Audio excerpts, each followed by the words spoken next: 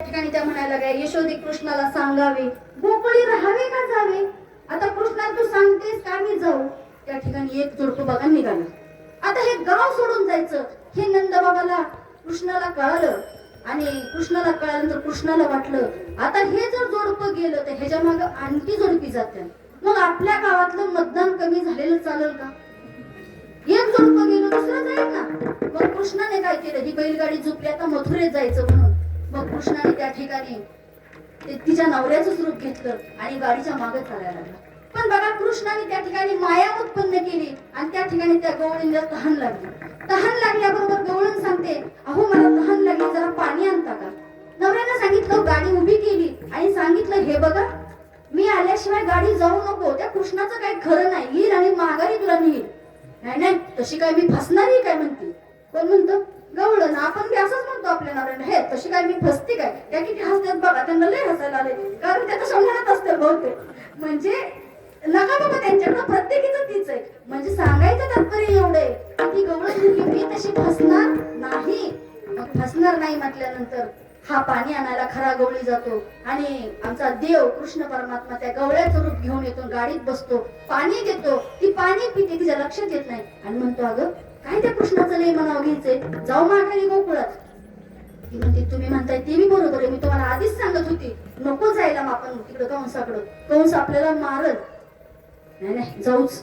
आता असं म्हणत गाडी वळवली गोकुळाकडं आणि गाडी गोकुळाकडे वळवली. हा खरा गवळी आला त्या ठिकाणी पाण्याचा, त्याच्याकडे कळशी पाण्याची आणि आला आणि पाहतो तर ही गाडी गोकुळाकडे निघाली. अगं मागणं हाका मारायला लागला, अगं कुठं चालली कुठं चालली. ती म्हणते, बघा हो मागणं ते कोणतरी तुमचा अवतार घेऊन कृष्ण चालेल. गाडी ताना कुणाला सांगते, कृष्णाला सांगते. मग गाडी अशी ताणत ताणत त्यांनी जोरात गाडी आणली नंदबाबाच्या वाड्यासमोर आणि नंदबाबाच्या वाड्यासमोर आणली. हाही पळत पुढे आला आणि नंदबाबाला सांगितलं, बघा माझी बायको ह्याने घेतली. आता नंदबाबाला हे कळलं होतं की हा कोण आहे, खरा कृष्ण कोण आहे, खरा गवळी कोण आहे. कृष्णानेच आपल्या गवळ्याचं रूप घेतले हे त्यांच्या लक्षात आलं. मग नंदबाबाने त्या ठिकाणी मोठा खड्डा खांदा 25 फुटाचा आणि 25 फुटाचा खड्डा खांदून सांगितलं, जो कोणी ह्या खड्ड्यावरून पलीकडे उडी मारेल ना त्याची बायको. काय सांगितलं, जो कोणी ह्या खड्ड्यावरून पलीकडे उडी मारेल त्याची बायको. आता दोघही तिथं आहेत. आता त्या खऱ्या गवळ्याने खड्ड्याकडे बघायचं, बायकोकडे बघायचं, खड्ड्याकडे बघायचं, बायकोकडे बघायचं.